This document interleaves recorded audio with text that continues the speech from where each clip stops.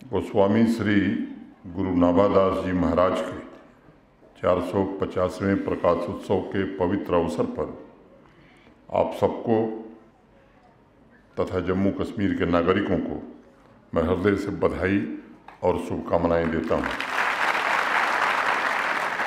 गुरु नाभादास जैसे बुद्ध पुरुष के अवतरण को मैं परम अलौकिक, परम उत्सव का क्षण भी मानता हूं। भक्त भक्ति भगवंत गुरु चतुर नाम बपु एक, इनके पद वंदन किए नासत विघ्न अनेक।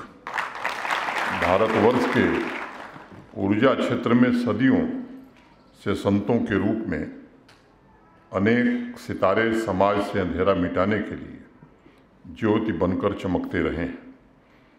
गुरु नाभादास जी उन सितारों में भी ध्रुव तारा है। सदियों से संतों ने परमात्मा तक पहुंचाने के हमें मार्ग बताए हैं, जिसमें ज्ञान योग, कर्म योग, भक्ति योग प्रमुख हैं। और अगर भक्त की भाषा समझनी हो तो गुरु नाभादास को समझना बड़ा आवश्यक है। अनेक महापुरुषों ने इस बात को स्वीकार किया है कि गुरु नाभादास द्वारा भक्त माल की रचना वो इतिहास में सर्वोत्कृष्ट और सर्वोपरि है। और उसके पीछे जो सबसे बड़ी बात है, गुरु नाभादास के जरिए समाज को पहली बार भक्ति मार्ग की अपूर्व क्रांति और संतों के बारे में जानने समझने का अवसर मिला। उनकी रचनाओं से समाज को एक नई दृष्टि मिली और आम लोगों को ये बात बहुत गहराई से समझ में आई कि गुरु सर्वोपरि है और उनके आशीर्वाद से चारों तरफ फैले जनजीवन की सेवा ये बहुत बड़ी प्रार्थना है। मैं मानता हूँ कि एक विराट व्यक्तित्व के धनी थे और किसी समाज से इनको केवल नहीं जोड़ा जा सकता। ये हमारी परंपरा के, हमारे देश के गौरव हैं और पूरे हिंदुस्तान को ऐसे महान संत पर गर्व है। इसलिए मैं समझता हूँ कि गुरु नाभादास समाज की चेतना के कमल हैं और उसके तारणहार भी हैं। युगों युगों तक उनका आशीर्वाद समाज का और देश का मार्गदर्शन करता रहेगा। मित्रों, हिंदी के प्रसिद्ध लेखक प्रकाश नारायण दीक्षित ने लिखा है कि गुरु नाभादास अकेले ऐसे महापुरुष हैं जिन्होंने धर्म साधना और साधकों का इतिहास देश के सामने रखा और उसके साथ ही साथ जीवनी साहित्य की नवीन परंपरा भी स्थापित की। भक्तमाल में श्री गुरु नाभादास जी ने लगभग 200 भक्तों के पुनीत जीवन के बारे में लिखा है। अनेक नाम, संत रविदास, कबीरदास जी, पीपा जी, शंकराचार्य जी, रामानंद जी, तुलसीदास जी, सूरदास जी, मीराबाई, अनेक नाम हम ले सकते हैं। जैसे महान व्यक्तित्वों के चरित्र की उदारता, सरलता, धर्मनिष्ठा, सत्यप्रियता, क्षमाशीलता और सहज रहनी एवं करनी के बारे में जानने के लिए समाज के युवा वर्ग को, और केवल इस समाज के नहीं पूरे देश के युवा समाज को भक्तमाल पुस्तक का अध्ययन अवश्य करना चाहिए। अपनी साधना, अपनी रचनाओं द्वारा गुरु जी ने जीवन चिंतन की धारा को बदलने का एक भगीरथ प्रयत्न किया। भारतवर्ष का सौभाग्य हमेशा उदीयमान रहे, ये उनकी प्रबल इच्छा थी। इसलिए मैं मानता हूँ कि श्री गुरु नाभादास जी हमारे ऐतिहासिक चिंतन की आत्मा है और उन्होंने समाज की चेतना को भेदभाव से हटाकर अभेद की तरफ अग्रसर किया। और ये सच है कि उनके जैसे महापुरुषों के पुण्य प्रताप ने इस देश में वसुधैव कुटुंबकम के आदर्श को सर्वोपरि रखा, जो आज भी हमारा सामाजिक, राष्ट्रीय एवं वैश्विक आदर्श है। मित्रों, आज़ादी के अमृत कालखंड में भारत के आदरणीय प्रधानमंत्री जी ने विकसित भारत के लिए पंच प्रण के संकल्प का आह्वान किया है। उसमें से एक महत्वपूर्ण संकल्प अपनी विरासत के प्रति जागरूकता भी है।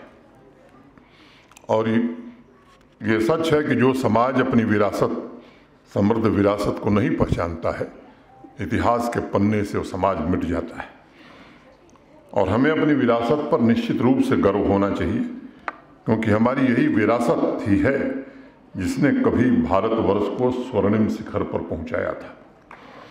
यह विरासत हमें समय के अनुरूप बदलने की भी प्रेरणा देता है।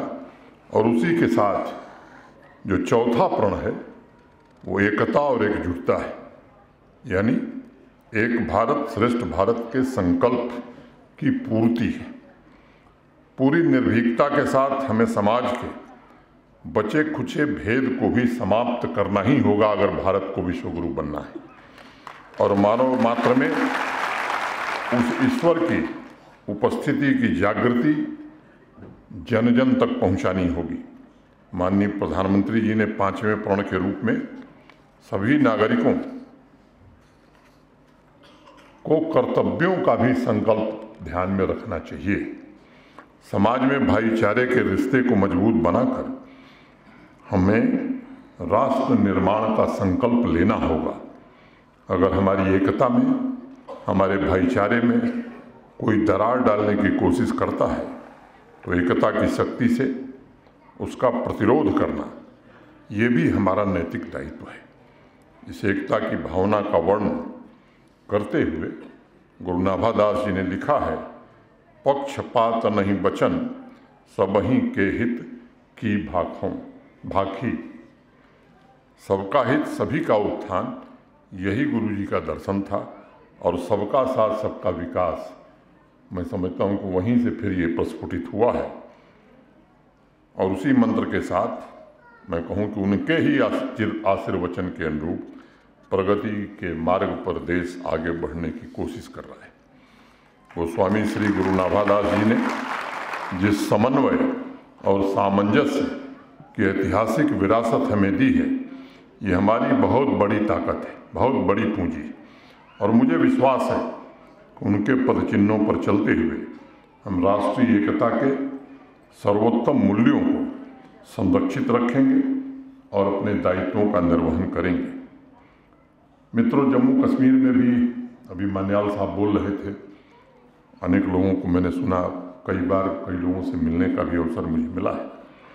माननीय प्रधानमंत्री जी के पंच प्रण और भय मुक्त, भ्रष्टाचार मुक्त, नशा मुक्त तथा रोजगार युक्त जम्मू कश्मीर के संकल्प के साथ विकास को गति देने की कोशिश की जा रही है। मैं ये कह सकता हूँ कि समावेशी विकास किसी भी अच्छी सरकार या प्रशासन का यही लक्ष्य हो सकता है। आपको मालूम है, मुझे भी पता है कि लंबे समय से अनेक वर्गों के साथ भेदभाव किया गया, बराबरी का हक उन्हें नहीं मिल पाया।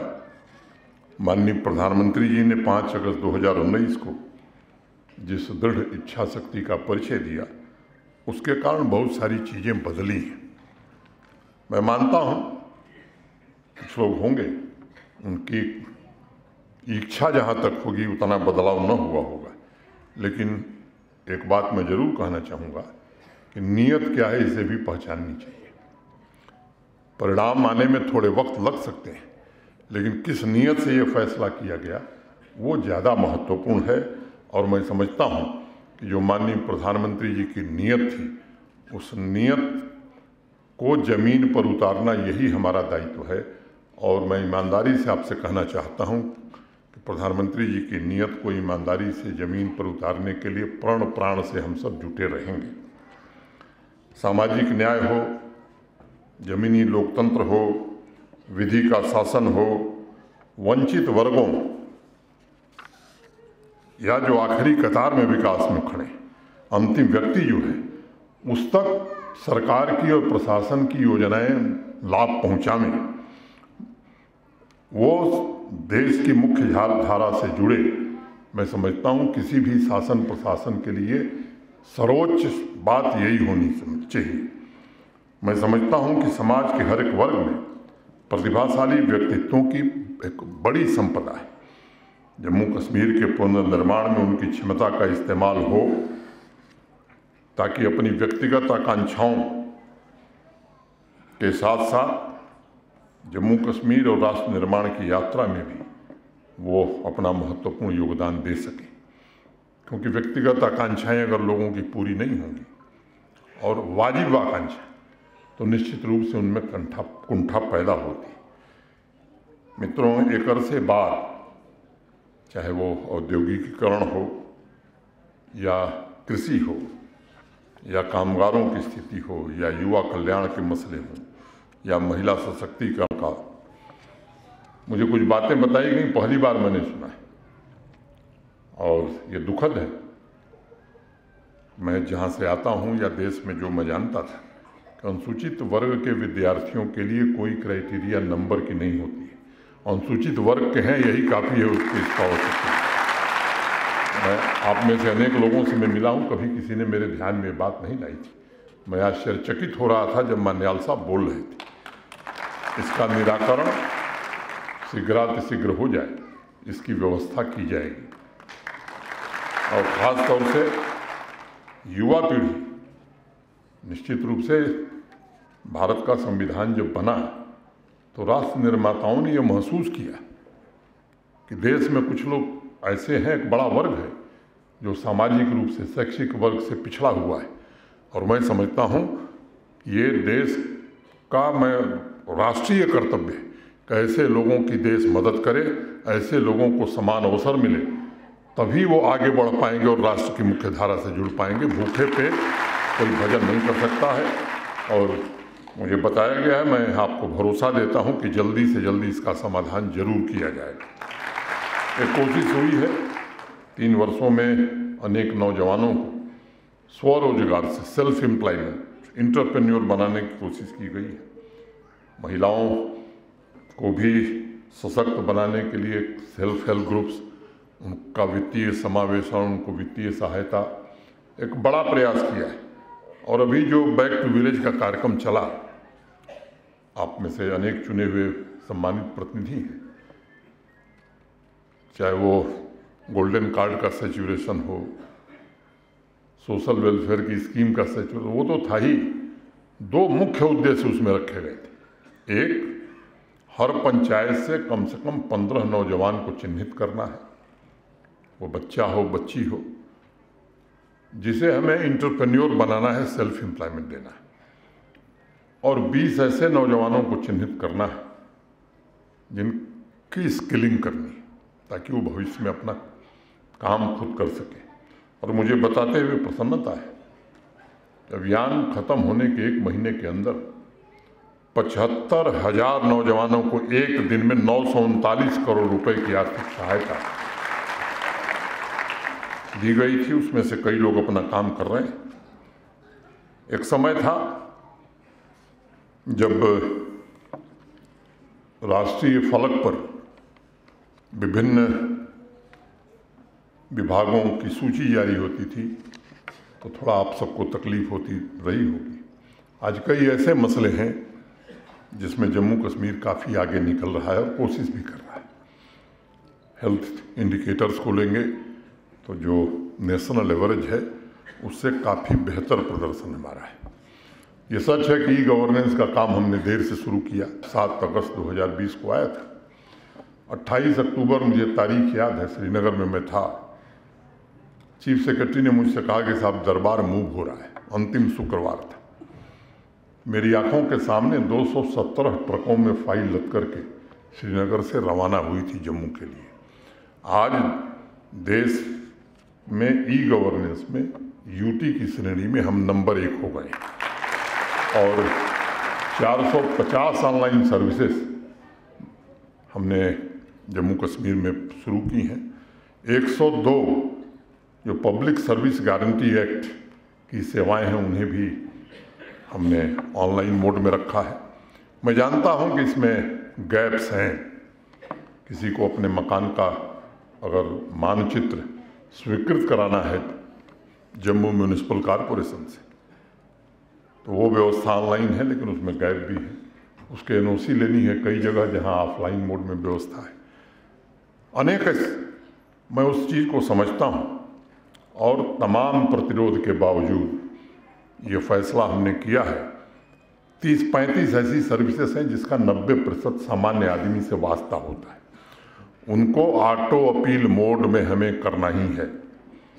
ऑटो अपील मोड क्या है? 8 सर्विस 3 पहले हो गई थी, 3 दिन पहले 5 और सर्विसेज हो गई। ऑटो अपील मोड ये है कि अगर किसी को बर्थ सर्टिफिकेट चाहिए और पब्लिक सर्विस गारंटी एक्ट में 15 दिन में उसे मिलना चाहिए, मैं उदाहरण के तौर पर कह रहा, मान लीजिए एसडीएम साहब को देना है, अगर 15 दिन में वो नहीं देंगे तो ऑटोमेटिकली वो एक्सीलरेट करके उनके ऊपर के अधिकारी के पास दरखास्त अपने आप पहुंच जाएगी। फिर एसडीएम साहब के खिलाफ कार्रवाई भी हो सकती है, आर्थिक दंड भी हो सकता है। ये व्यवस्था मैं कोशिश कर रहा हूँ, और मैं आश्वस्त हूँ कि मार्च महीने में हम लोग बैठे हैं, मई तक ये 35 सर्विसेज तो हम जरूर कर देंगे, ताकि ये गुंजाइश नहीं रहे कि सामान्य आदमी, गरीब आदमी, कॉमन मैन, बड़े लोग तो सबके पास पहुंच जाते हैं, कोई मेरे पास आ जाएगा, कोई दिल्ली पहुंच जाएगा, कोई मान्याल साहब के पास पहुंच जाएगा। ऐसा आदमी जो किसी के पास नहीं जाता है, सुदूर गांव में बैठा है, गरीबी में अपना जीवन यापन कर रहा है, उसको भी वो सभी सुविधाएं उसी तरह से मिले जो प्रभावशाली लोगों को मिलती हैं। मैं समझता हूँ माननीय प्रधानमंत्री जी की यही इच्छा है, और इसको ज़मीन पर उतारने की हम जरूर कोशिश करेंगे। प्रधानमंत्री ग्राम सड़क योजना में भी अब देश में हम तीसरे स्थान पर हैं।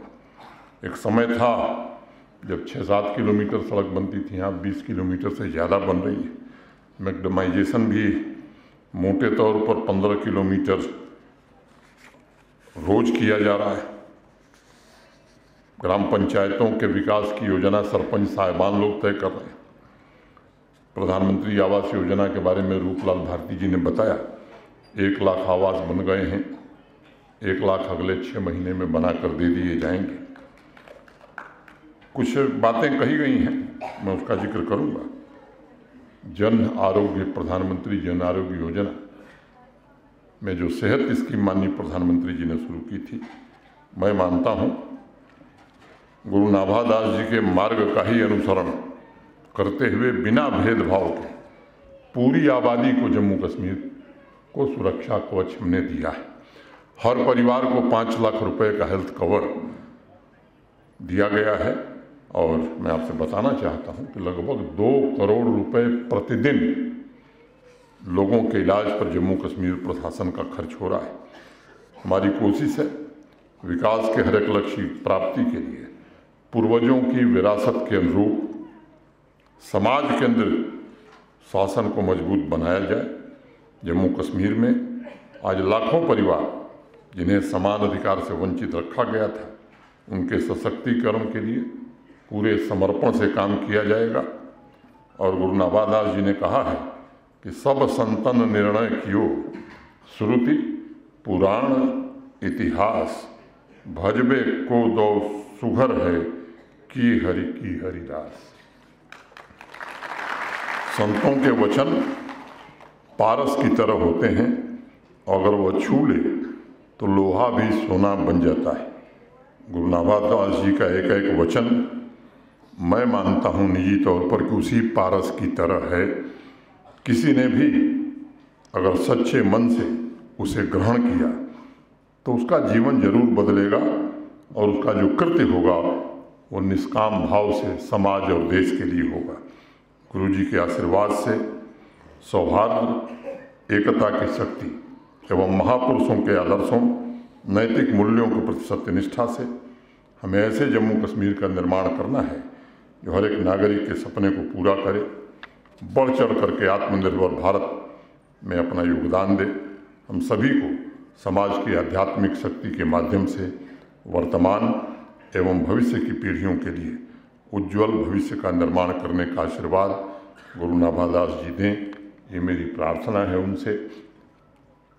बातें मान्याल साहब ने कही हैं, सामान्य रूप से ये परंपरा उचित नहीं है कि कार्यक्रम में मांग पत्र दे करके कहा जाए ताली बजा करके यही घोषणा कर दीजिए। ये घोषणाएं केवल थोड़े देर के लिए काम करती हैं और इस तरह की अनेक घोषणाओं का इतिहास मैं देख रहा हूँ जम्मू कश्मीर में, वो ज़मीन पर नहीं उतरी और इसलिए मैं घोषणा वही करूँगा जो होगा। जो नहीं होगा दुनिया खिलाफ हो जाएगी तो भी नहीं करूँगा, क्योंकि आज आपके बीच हैं, आप स्नेह से देख रहे हैं। आज मैं कह के जाऊँगा और कल नहीं होगा तो आप गाली देंगे, ये मानव स्वभाव है, मैं भी देता, आप ही नहीं देंगे, मैं भी वही करता जो आप करेंगे। लेकिन उसमें बहुत सारी बातें मैंने ध्यान से सुनी हैं और बहुत सारी चीज़ें होने लायक, बहुत सारी चीज़ें होने लायक। और गुरुजी को सम्मान जम्मू कश्मीर और पूरा देश दे, इसकी कोशिश मैं ज़रूर करूँगा और जल्दी उसका, क्योंकि ये तत्काल फैसला मैं कर लूँ ऐसा उचित उसकी आप प्रक्रिया समझते हैं, लेकिन मैं ईमानदारी से इस बात को कह रहा हूँ कि ईमानदारी से कोशिश करके परिणाम सुखद हो, इसकी मैं कोशिश करूँगा। दूसरी बात मैं कहना चाहता हूँ, जो प्रमोशन में रिजर्वेशन, यहाँ का मामला न्यायालय में है, जो अधिकारी हैं वो जानते हैं, कोशिश हमने इंस्ट्रक्शन दिया हुआ है।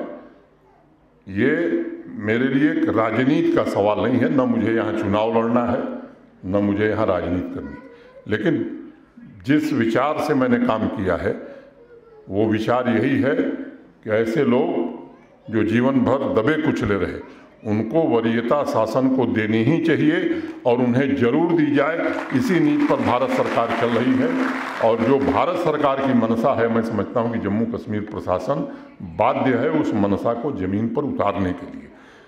छात्रवृत्ति वाली बात मैंने कह दी, मैं अविलंब जल्द से जल्द जो भी उसमें सुधार करना होगा। अनुसूचित वर्ग के हर विद्यार्थी को ये नंबर कोई कंसिडरेशन नहीं होना चाहिए, उसका जन्म हुआ है अनुसूचित वर्ग में, वो हकदार है स्कॉलरशिप का। ये पूरे देश में यही फार्मूला है और मैं समझता हूँ जम्मू कश्मीर अब देश के बाहर नहीं है, कोई कभी समय रहा होगा। जिन लोगों ने इस कानून को बदला है उनको भी आप जरा ध्यान रखिएगा, क्योंकि हमारी स्मृति थोड़ा बड़ी कमज़ोर होती है। और कुछ ही दिनों में हम एक ज़मीन का सवाल आया है मित्रों, बहुत दुख के साथ मुझे कहना है, यहाँ कोई कानून नहीं है गरीब आदमी को ज़मीन देने का। पता नहीं कैसा राज था यहाँ, वास्तव में यहाँ कोई कानून नहीं। कानून हम बना रहे हैं, निश्चित बनाएंगे। प्रधानमंत्री आवास योजना में मैं इस कठिनाई को जानता हूँ। ऐसे अनेक गरीब हैं जिनके पास ज़मीन ही नहीं है, तो उनको आवास कहाँ बनेगा। ये कानून जल्दी बनेगा और जितने लोग जिनके पास ज़मीन नहीं और वास्तव में गरीब हैं उन्हें ज़मीन भी दी जाएगी, उनका आवास भी बनाया जाएगा। ये ऐसे ही सामाजिक संस्थाओं, जो बात मान्यवाल साहब ने कहा कि भवन बनाने के लिए, वो कानून अभी आज की तारीख में यहाँ एग्जिस्ट नहीं करता है। हम उस पर काम कर रहे हैं। लैंड डिजिटाइजेशन का काम पूरा हुआ है, लगभग अधिकांश लोगों को हिंदी, अंग्रेजी और उर्दू में पासबुक दी जा चुकी है और भी रेवेन्यू से रिलेटेड कई काम हैं जो अंतिम चरण में है। ये काम निश्चित रूप से होगा और जब कानून बन जाएगा तो गरीबों को आवास भी मिलेगा और गुरुजी की स्मृति में बनने वाले सभागार के लिए ज़मीन भी जरूर देगा जम्मू कश्मीर प्रशासन। मोटे तौर पर जो बातें ध्यान में थी, लंबा चौड़ा मान्यवाल साहब ने पूरी तैयारी वर्ष भर की करके आज ही रख दी है।